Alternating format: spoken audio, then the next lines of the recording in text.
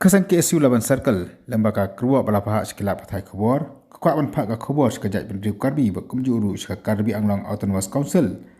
berkumjuru sekak Sarkar Asam, bagi debat sangir aksi sendon, kejeng Tambor, kejeng Lekbor, kejeng Bantaput, syaki bentar jeng kaput jeng kambek helia, berkamtap mea kejeng Tambor yang kipai khasi kibasyong kibasa, hagi kaput berka Asam. Kini kejeng Tambor jeng ke Asam kalong,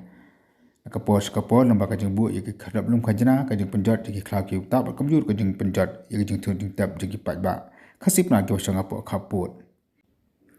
Kani ka keruak khobor nak kaleng juga KSU kalong sisni shua ba menteri ba ka Asam Himata Biswa Sarma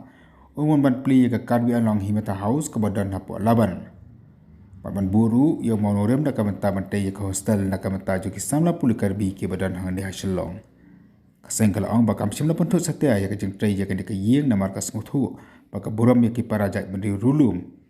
ki basong basa akan dikatahan jati lami i jong kari India ni lemba jong kaniru kaseng ko ong ba ki Karbi lani kasuk Asam kam department syem kabu dak ba thambor be leben ya ki paradok ki prasnam ki basong ake khaput jong ka jelam ya khlia bar kasam